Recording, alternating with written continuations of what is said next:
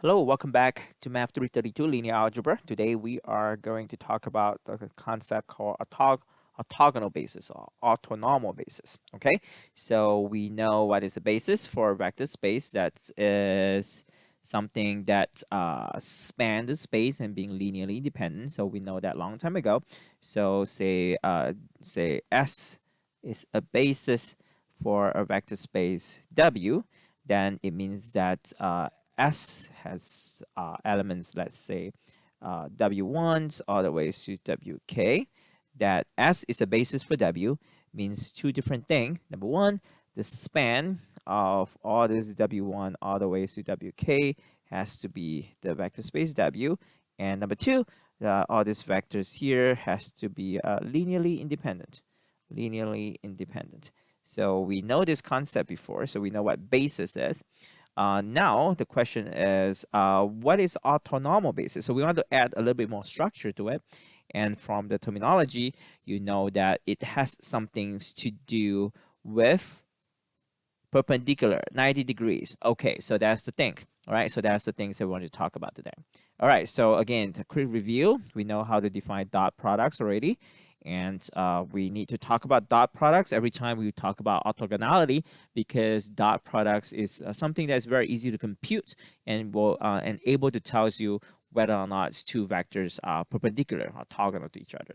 And the criteria is that two vectors are orthogonal if and only if that dot product is equal to 0. So we know that already. And so now we want to talk about something called orthogonal set. So what is orthogonal set? So suppose you have a set of vectors from V1 to Vk. This set of vectors is called orthogonal set if the dot product is equal to 0 for different vectors, and that's it. That's the definitions of orthogonal sets. So for example, in R2, I can give you something like this, 1, 0, 0, 1. So these are orthogonal sets because let's say this is V1, this is V2. There's only two different vectors. So V1 dot V1 doesn't have to be 0 because they are the same vectors. So V1 dot V1 in fact is actually 1. But every time when you dot vectors that is not itself, so in this case we have that, and you can see that this is clearly 0. So this is an orthogonal set in R2. And orthogonal sets in R3, there are many, but the easiest one will be something that looks like this. So it will be a set consists of 1, 0, 0, okay, 0, 1, 0, and 0, 0, 1. So if you call this V1, V2, and V3, there are possibly that V1 dot V2. This is one way that these vectors are not the same. V1 dot V3, okay, and then V2 dot V3. So there are three possibility when you are looking for two vectors that are not the same. So if you compute, this is 0, this is 0, this is 0. But what happened when V1 dot V1? So V1 dot V1 does not have to be 0. It can be anything. So in this case, it is 1. So that's fine. The definitions of being an orthogonal set is just that when you take two different vectors, the key thing is different vectors. Any two, pick any two vectors, as long as they're different, then if you can make sure that the dot product is equal to 0, then this collection of vectors are known as orthogonal sets. Okay, orthogonal sets. So that's easy. So for example, for a slightly more complicated example, we can look at V1, V2, and V3. This is in R3.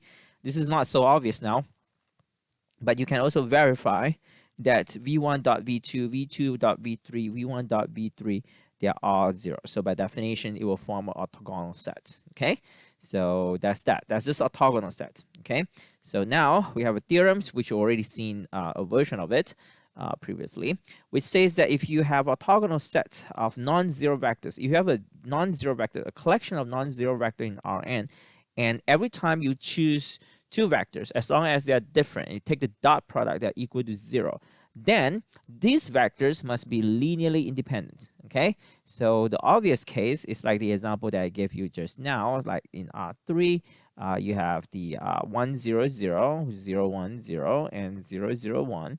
This is not just orthogonal sets. These are the standard basis, right? And in fact, they are 90 degrees with each other. These are your IJK, right? So obviously, these are linearly independent. That's easy to see. But slightly not so easy to see is that this one is actually we verify they are orthogonal sets. So once you verify the orthogonal sets, you know that they are linearly independent. So this is what the theorem say, and the proof is actually pretty straightforward. We actually kind of seen that before, but now we are proving it in a slightly more general situations. Okay, so what I want to prove, is that suppose you have all these vectors with the conditions that every time you pick a vector and you pick another vector, as long as they are different, if you take the dot product, it will be 0. That's the characteristics of all the vectors that you have here. So if you have that conditions, then all these vectors will be linearly independent. You actually have seen example of this proof before in R2. We mentioned that in the first video when we talk about the concept of orthogonal sets. Sorry, not orthogonal sets, but orthogonal vectors. But now we are going to apply exactly the same techniques. Actually, nothing's changed. Just that we are not restrict ourselves in R2, we're in Rn actually. So remember, there's only one way you can check independence. That is, you always set up these equations and try to figure out whether or not all this constant here has to be 0.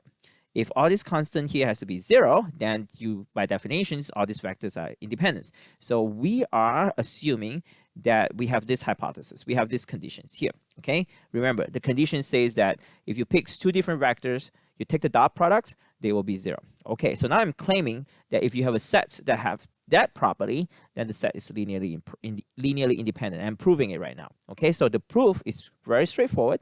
So you look at this, set this thing up as usual. You always set this up. All right, you always set this up. And now you pick a vectors. Let's call it vi, and you dot this entire left-hand side here with vi, and you do the same thing with the right-hand side. So you take vi, you take this, and then you take the dot product vi. Okay, and then you take this, you take the dot product vi. Okay, so we can distribute. Remember that here you can distribute a vi here, distribute. This one here is obviously 0. 0 dot anything is going to be 0. So this is a vector 0. This is a number 0. Okay, so you take the dot product with 0 with any other vectors, you get the number 0. And here you distribute, and then you take out the constant c1. So C1, you take it out. C2, you take it out all the way to Ci and Ck. Now, remember, the property for this orthogonal set is that these vectors, okay? So assuming that I is different from 1, right? So let's say I is different from 1. So these are different. So this is going to be 0. Okay, why? Because every time you take the dot product between two different vectors, is 0. So this is 0. Okay, in fact, everything there is 0. There's only one vi in this set, right? So that thing will not be 0, but everything else will be 0. So basically, vi dot every other vector that is not vi will be 0. So all this will be 0. There's only one survivor on the left-hand side, and that is this, which means that you will have your ci, here equals to, you have your ci here, multiply vi dot vi is a number, and you get 0. And this is a non-zero number. How do you know it's a non-zero number? Because we already say that all these vectors, they are non-zero vectors. So if they are not non-zero vectors, if all these vectors is not a 0 vectors, so the dot products of a non-zero vectors is going to give you a non-zero numbers. Okay, so we know that already. We know that okay, that's the property of dot product. U dot U is always non-negative. U dot U, if it is equal to 0, if and only if the vector U is 0. So if we are saying that all the vectors that we are using here are non-zero vectors, then U dot U can never be 0. So here, you have, from here, you see that you have a number and a non-zero number together, multiplied together, equal to the number 0. So this number here has to be 0. Okay, so in fact, taking the dot product with vi will show that ci is equal to 0. So I is any number, right? So you can take v1, do the same process, you get c1 equal to 0. You do v2, you get c2 equal to 0, so on and so forth, all the way to vk, and then you get ck equal to 0. So in fact, if you have that property, dot product property, if they're orthogonal sets, then this constant, if you set up this equation, all this constant here has to be 0. That means that all the vectors that all the vectors here are linearly independent. As simple as that. So orthogonal vectors are linearly independent. So if you have a collections of orthogonal vectors, which means that the dot product with different vectors give you 0, with itself is not 0, but with different vectors is 0, then those vectors are independent. So they are linearly independent. So let's say in R3, right? So let's say in R3, we know that your I, J, K are linearly independent because obviously they are independent, linearly independent. But if you find a vectors, so this is your Y, this is your X, this is your this is a Z, this is a X, this is a Y. So let's say you find 3 vectors. One of it is like this, another one is like this, they're orthogonal, another one that's like this, 3 different orthogonal vectors. So this vector, this vector, this vector here will be linearly independent if they are orthogonal to each other. Obviously, I cannot draw anything that is more than R3 because it's just impossible. But let's look at R2 then. This is a Y, this is a X. So if I have a vector V, I have another vector U. If they are orthogonal, then this vector U and V, they are linearly independent. Okay, so that's pretty straightforward. Now, so that's what we're saying right here. Okay, so now we are ready to talk about the concept of orthogonal basis. Well, as you guess, orthogonal basis is nothing but a basis, but now you add another requirement. That requirement that it has to be an orthogonal set. All right, so remember, let's say W is a vector space. Okay, W is a vector space. All right, and let's say you have a basis B consists of W1, W2, let's say only 3 vectors, W1, W2, W3. So this is a basis. So basis means that the span is, so the span of W1 all the way to W3, that's your W, and then you want it to be orthogonal set, which means Wi dot Wj has to be equal to 0 for I and j that are different. So with that, you have independent. So with that, you have independent, and with this, you have span, and that will form a basis. So orthogonal basis is a basis. Okay, the assumption that they have to be independent is redundant now because once we have orthogonal assumptions, we have independence. So orthogonal is more than that. Orthogonal is a more strict, it's a stricter requirement. Okay, so orthogonal vectors are independent, but independent vectors might not be orthogonal. So orthogonal vectors is a stricter requirement. So once you have that, we don't even have to mention they have to have independence. So orthogonality will implies independence. Okay, so for example, we already verified this is a orthogonal set. They are independent. If you can show that this is also span the space, then there will be a basis. And in fact, we don't have to show that they span the space. Remember, there's a theorem which says that if you know the dimension of the space, we know dimension of the space is 3.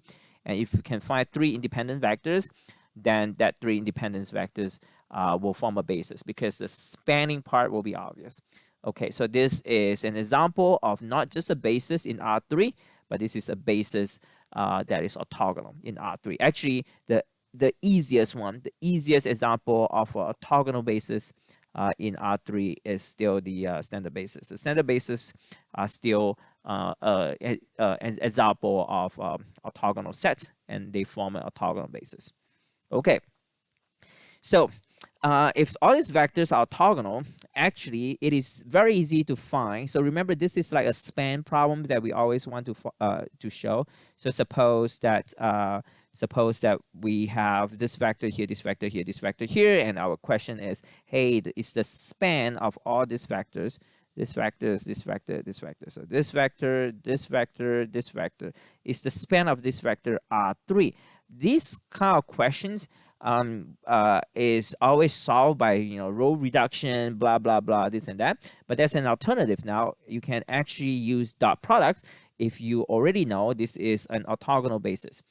If this is orthogonal basis, if you want to find what is C1, so that what is a C1, C2, and C3 such that the linear combination of these three vectors is equal to ABC. It's very easy to find C1, C2, and C3. No row reduction is needed. You don't have to row reduce anything. For example, if you dot this whole thing with 2, 1, negative 1, so you have to dot this thing with 2, 1, negative 1. You have to dot this thing with 2, 1, negative 1. You have to dot this thing with 2, 1, negative 1. But remember, the dot product killed this, dot product killed this. Because dot products of the vectors that are different is equal to 0 under this setting. So just by doing that, so basically, if you call this V1, you call this V2, if you call this V3, so you have A, B, C, right, equals to C1 V1 plus C2 V2 plus C3 V3. So if you take this dot with V1, so this will be dot with V1, this will be dot with V1, this will be dot with V1, this will be 0, this will be 0. So you have A, B, C dot V1, which is 2, 1, negative 1, which is this case. And this is C1, V1 dot V1. V1 dot V1 will give you this. So immediately you have this number here, which is 6. And immediately you will have C1 equal to that. So you can do the same thing to get C2 and C3 without row reductions. So now we can get that pretty easily. So if you are working with orthogonal sets, now we are doing something that's different from what we have been doing all this long, because last time we do not have that hypothesis, we do not have that assumptions. The orthogonality assumption is not there. So the only thing you can do is row reduce. But now we can have more structure to the things that we're studying now. We add another requirement that they are orthogonal sets. With that, we don't have to do row reduction anymore. We just have to take dot products, and you can see the span question is actually pretty easily solved. So from here, you can easily see that these three vectors span the entire space, because whatever R3 vectors you gave me, I can find C1, which is this, C2, which is this, C3, which is this, which clearly shows that ABC can be written as a linear combination of that three vectors. So that's very, very nice. Okay, now, so this theorem here also show you basically it's kind of like summarize what just happened in the previous example. It says that if you have a vector W that is in the vector space, which has all this as your basis, orthogonal basis, then all the C1 and CK are found this way. They are actually, you can actually find them very easily by taking dot products. So just like what happened here, this is a theorem which summarizes the process that we just did. Okay, right? So for example, it says that if you have a W, and if you want to find the C1, C2, and all that, what you do is you take the dot product. Let's say you want to find what is CI. If you want to find what is CI, what is the coefficient CI, you take the dot product with VI. So you take the dot product with VI. Again, you distribute. You take out the number. You have all this stuff here. All these are 0. The only thing that's not 0 is VI dot VI. So what is CI? CI is going to be W dot VI over VI dot VI. So that is one big advantage of having an orthogonal basis. Okay. Now there's one more thing though. Well, people always, I mean, we are kind of greedy. So this is nice, but it will be nicer if all the vectors here has, if you take the dot products, this VI dot VI, I don't want it to be any number, but I want it to be 1. If your VI, so let me say it here. So that's why we get greedier and greedier, because now we keep adding the property now. So now what we want is that the V1, okay, V2 all the way to VK, we want it to be orthogonal set. Orthogonal set just means that the Vi dot Vj is equals to 0 for your I that is not equal to j, but Vi dot Vi can be any numbers. So now we don't want it to be any number, we want it to be 1. So if you add another condition like that, then you don't have orthogonal sets, you have orthonormal sets. So normal in mathematics a lot of time means unit 1. So you normalize something, which means you make it equal to 1. Okay. So if you add this entire and another requirements so that the dot product with vector with itself is 1, then you have orthonormal set.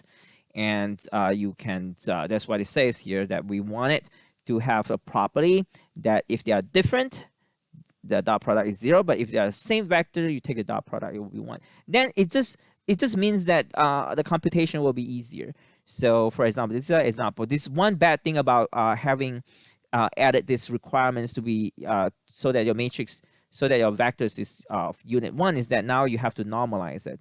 So I hope you still remember how to normalize a matrix. So for example, this Q1, a vector is not matrix. So if Q1, so let's say you have vectors called V1. V1 is 1, -1, 1. So if you find the magnitude of this vector, this magnitude of this vector is 1 square plus 1 square plus 1 square. So this magnitude of the vector is square root of 3. So how do you make this a unit vectors? So you take V1 divided by its magnitude. So this will be 1 over square root of 3 with the V1, 1, -1, 1. So now this will be a unit vectors. So if you require something to be a unit vectors, you will start to see this kind of normalizing factors right there. You will start to see a lot of square root of this, square root of that. Is not very nice, but the good thing is that if they're really orthonormal, like what we are showing it here, then the computation will be easier. So these are all try to like normalize it. So if that is the case, the same thing here. If you have vector W, and I will be able to find all these coefficients. So remember all these coefficients that we have before, C1 all the way to 10. Last time you really have to divide something that looks like this. These are the coefficients. It's exactly the same theorem. It's just that now we changed from orthogonal basis to orthonormal basis. So this one is 1. So obviously that will be slightly easier. So now it says that if you have an orthonormal basis, every component in that space can be expressed in these terms. So that's a good thing of having orthonormal basis. But you know, a lot of time orthogonal is good enough. But if you want to add an extra requirement, that's perfectly fine. So that's a proof to show that why these coefficients is found that way. I mean, it's not a big surprise. It's basically the same process. It's just that now we have the dot products of the vector by itself is 1.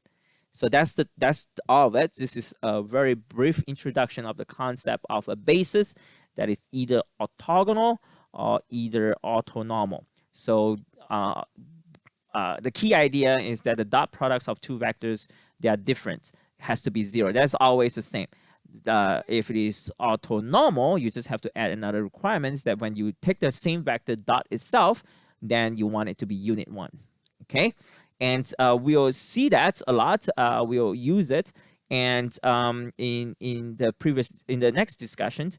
But I just want you to know there's a process called Graham-Smith process that can help you change a basis that is not orthonormal to orthonormal. We would not want to talk about that. It's a very mechanical system, a very algorithmic systems to change a basis that might not be orthogonal to orthogonal basis. So that's a process. So if you have a basis, let's say 1, 0, 0, okay, in R3, and then you have another one, say 1, 1, 0, and then 1, 1, 1. So is this, so these are not orthogonal bases, right? Because the dot product of these two is 1. So the dot product of two vectors that are different, supposed to be 0 if you are if you have an orthogonal set, but they are not. So these are just typical bases in R3. They are not orthogonal, but there's a process that can change this to a basis that is orthogonal. So it will be 1, 0, 0 with something. I don't know what that number is. We have to actually compute through something called the Graham-Smith process. So Graham-Smith, SCHMIDT. There's a Graham-Smith process that can change a basis that's not orthogonal to orthogonal. And once you have orthogonal basis, if you normalize all the vectors, divide by its magnitude, you'll get orthonormal basis. So that's a process that we can do. So we would not do it. We will not do it in this course because I don't want to add more topics to this course right now because yeah, you just need to know that such a process exists, and we will use this facts in the material in the future. Okay, so that's the end of this video, and I will see you again in the future video.